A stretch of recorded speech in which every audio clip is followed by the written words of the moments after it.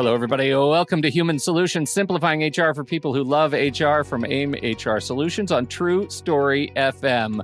Are you tired of feeling like the fashion police when it comes to enforcing dress code in your workplace? Hey, on Zoom meetings, are you tracking what tops people are wearing? That's all right. We're going to talk all about fashion, HR as fashion police, the works, with our real resident fashionistas ourselves. We have Cook and Sarah Piscatelli on the show this week. I'm really excited to talk to y'all about fashion.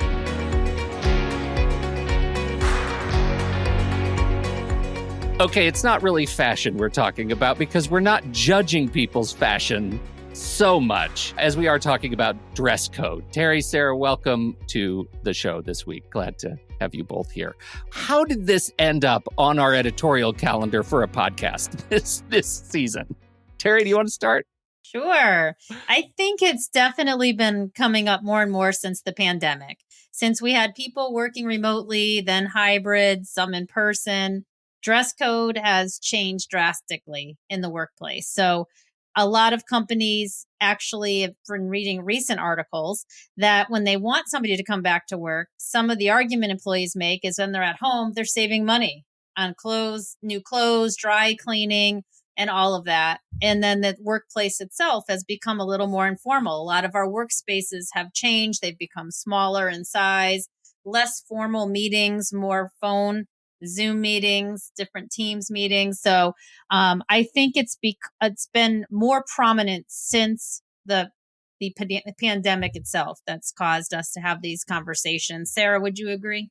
I would. Yeah, it was certainly trending that way. You know, business casual was getting ever more casual. But now I think I have even heard of companies that have revised their dress code in order to get people back to work, right? Trying to get people back in the office. So it's the rules have really been relaxed. Relaxed rules seems like maybe it's okay. We have a broader spectrum of things that we can wear to work. Why is this a problem? Sarah, why is this a problem? It's not necessarily a problem, but I would advise that you have some sort of a dress code so that people aren't wearing, things that are entirely inappropriate for whatever setting you're in, right? They might come in with a T-shirt that has an offensive slogan on it, something like that. You'd like to be able to say you're going to have to change, cover it up, go home, whatever. So there really is a need to have some general rules around it, and the policies that we have model policies I've seen a lot in handbooks that I've reviewed. In a lot of them will just specify things that are not acceptable in the workplace, open-toed shoes, shorts, things like that, so they just at least have some basic rules on what you can and cannot wear into the workplace. And the reason that the company wants to do that, certainly we'll get into what safety is in some cases the reason for a dress code, right? You need employees to be safe on the job, but also to project the image that the company wants to project, even on Zoom, but also when people are in the office and coming in for meetings, things like that. You want to set a certain tone, and employers are allowed to do that, and they should do that. I've been podcasting for a long time, and over the pandemic, I noticed that even our guests who join us on shows tend to be a little bit more lax personally with their attire, as we are accustomed to seeing just like torso of one another. We really get to know each other's torso. The number of times I have seen people stand up to let the dog in or out of their office and be wearing their boxer shorts is non-zero, y'all. It is non-zero. And I wonder how these, are you seeing these kinds of stipulations being addressed in dress codes, must wear pants if on camera kind of thing? I really haven't. So, most of the employers that do have a dress code. Would you please, Sarah? Would you please start now today? Could we? I've been looking for somebody to take up this cause. Must wear pants. It's like, well, you can't muzzle their children or anything else. I guess it kind of goes like the unexpected occurrences on Zoom calls, right? Children, pets, things like that. No, I haven't. It really hasn't. It's the companies that are more concerned with dress code are ones that have people coming in. So far, it hasn't really. I haven't seen a lot of rules around Zoom calls and dress. Terry, let's talk about some of the actual the things you are considering when it comes to working with AIM member companies and helping them think about what are the exemptions to dress codes. What are the considerations you have to have when building a dress code policy that is inclusive? And that's a great question because things have changed with that as well. Not too long ago, Massachusetts did pass the Crown Act for people. So you have to take into consideration that, and the Crown Act is creating a respectful and open world for natural hair. So what they've done when they did that in workplaces or schools, primarily schools or public accommodation settings, is that they're saying that that's covered under a race. So, in other words, that's going to be a potential category for racial discrimination if for some reason somebody put something in their dress code policy related to the hairstyles that are allowed. I haven't personally seen in human resources in all my years too many policies that surrounded specifically around hair as much as it was a clothing, neat appearance clothing. And I'm sure we'll talk about later the dreaded hygiene piece of a dress code.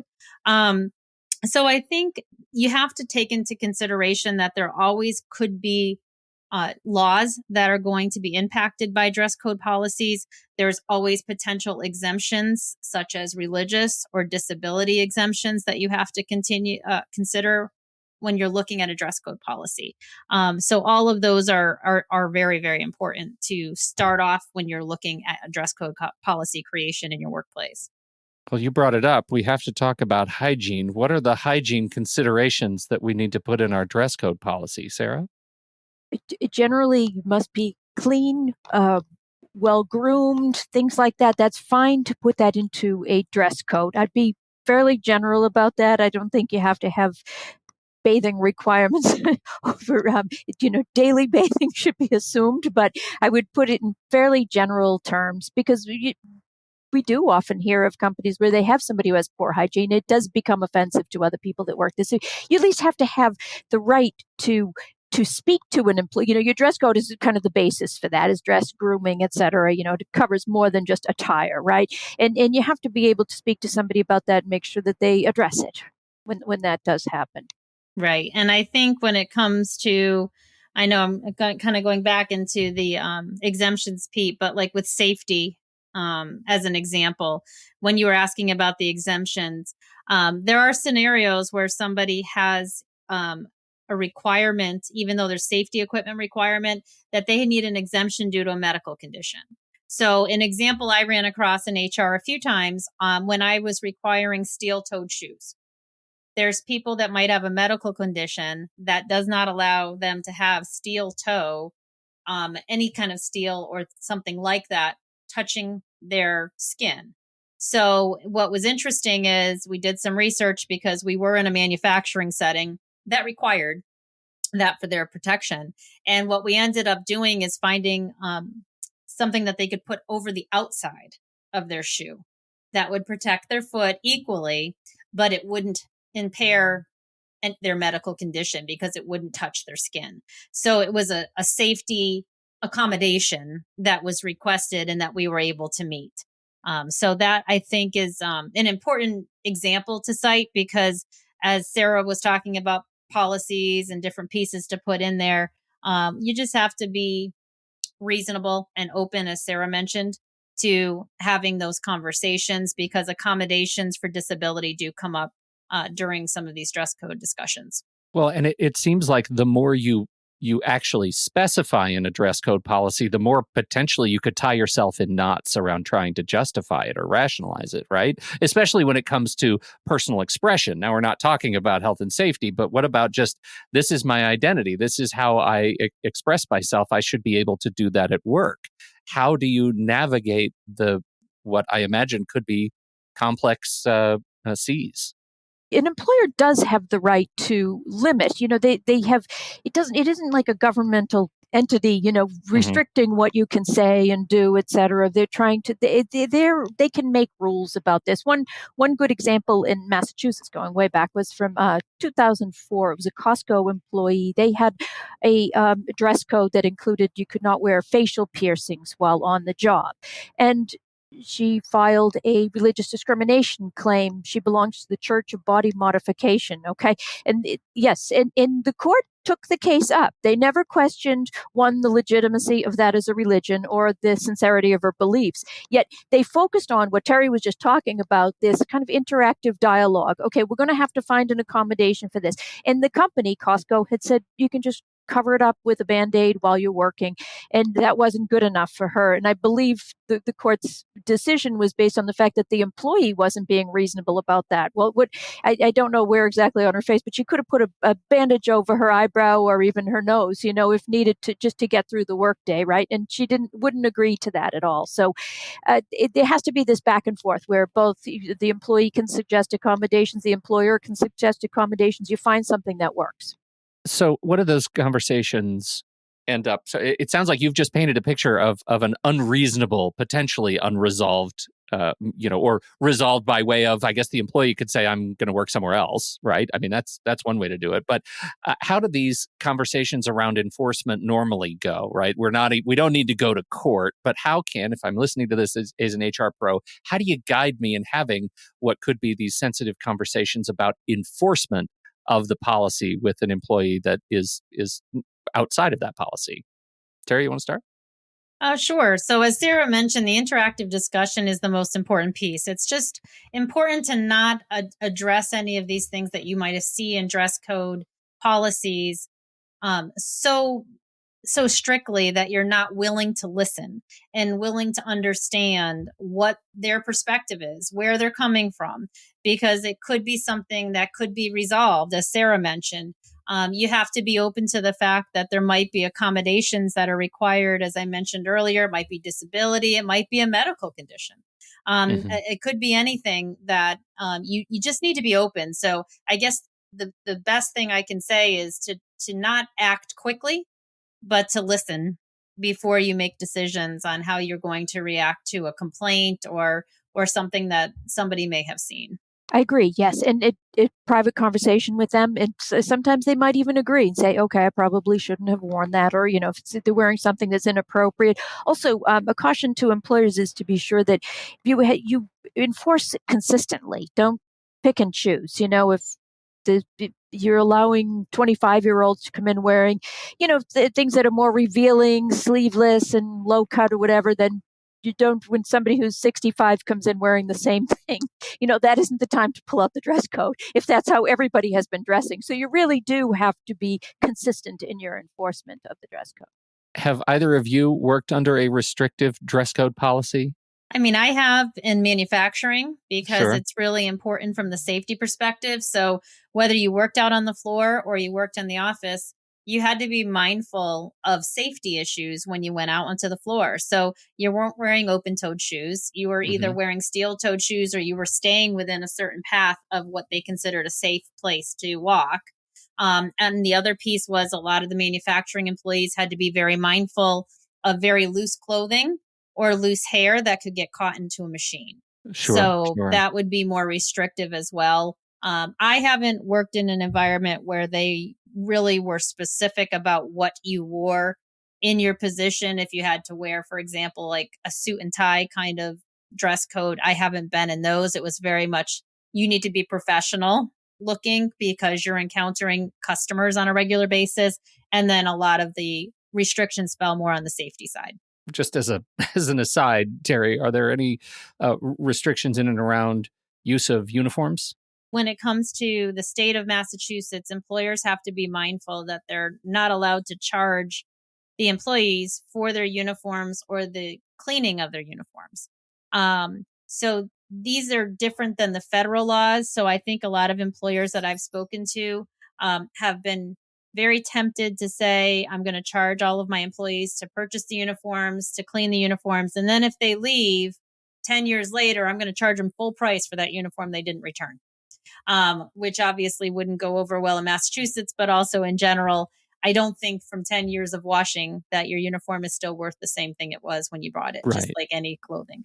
So I think there are some landmines for employers to be very aware of when it comes to trying to charge people for uniforms. My last example of working in an organization with a more restrictive dress code was it was almost an undocumented dress code for a time, and then the CEO, who had a more traditional background, came out and said, "Okay, men are in suit and ties, women are in suit dresses. Like there's just dresses with some sort of hose or stocking, and traditional like heels to look the part of a feminine businesswoman. That was the whole ideal. And we were at a time when the women on staff did not care for that. And we ended up seeing not an individual pushback, not an individual case, but a case of the women sort of naturally banding together and pushing against all of those boundaries. You're in HR, you start seeing that happen, and you know that it's the CEO that has this rather, um, let's say, parochial standard of dress in an organization. How do you guide again toward mediating between these two forces? I haven't seen as many gender-based, restrictions. That seems to have gone away. But at the time, in the law still stands that they still can be enforced, where it's based on gender for different rules, as long as it isn't more burdensome on one gender versus another. That somebody has these expensive requirements where they're going to have to do lots of dry cleaning, for example, or buy lots of makeup and nice clothes. Meanwhile, the guys are wearing jeans and t-shirts.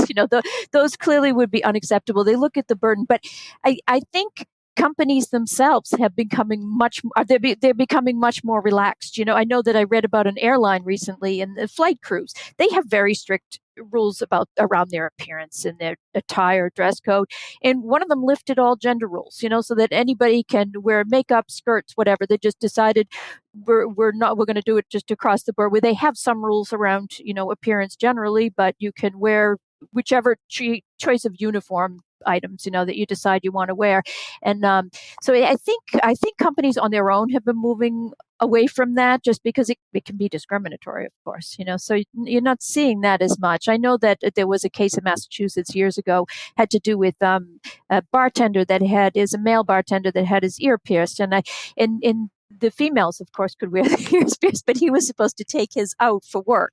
And I think at that time the rule was upheld, but I don't think it would be today. I can't remember exactly what the circumstances were, but the gender-based rules are kind of going away. Well, it's part of the reason I bring it up, because I know that gender-based rules were the things that we were pushing against at one time.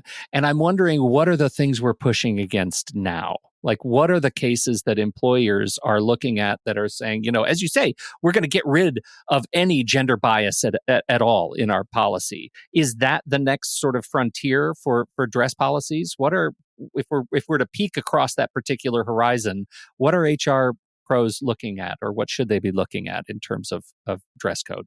I do think what Sarah's saying is true. I think because everybody is being more aware of what the needs are of the employees, because it is hard to find employees in the labor market right now. So making sure that you make your work environment as friendly to employees and certainly an inclusive work environment is all very important to a lot of people that are looking for jobs now. They're looking to align their beliefs and their values with a company.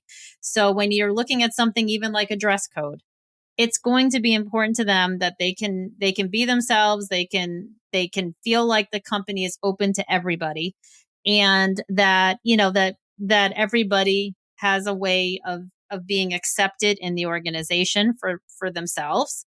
And then, as you mentioned at the beginning, Pete, with the pandemic, I think people don't want to spend the kind of money they may have spent in the past for different dress that they might have at the workplace. So you don't really see the suit and ties, as I mentioned earlier.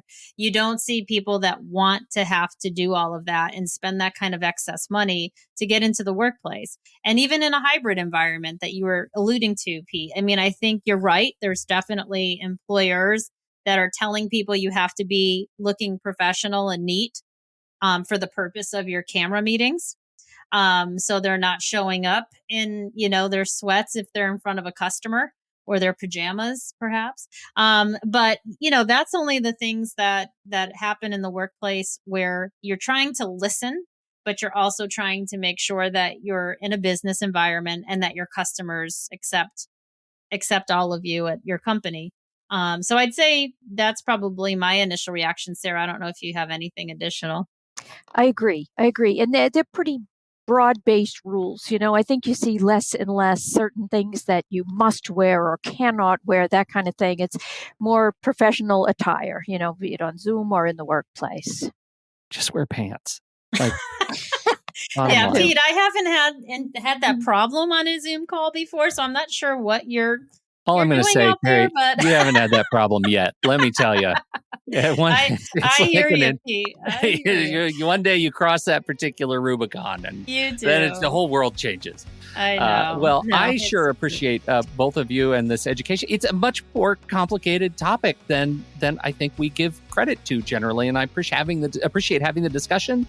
And I hope that those listening realize broader areas that they need to be focusing on to make sure they develop a policy that is safe and inclusive and respectful, and also includes pants on Zoom calls. So, thank you, Terry, and thank you, Sarah, for being here.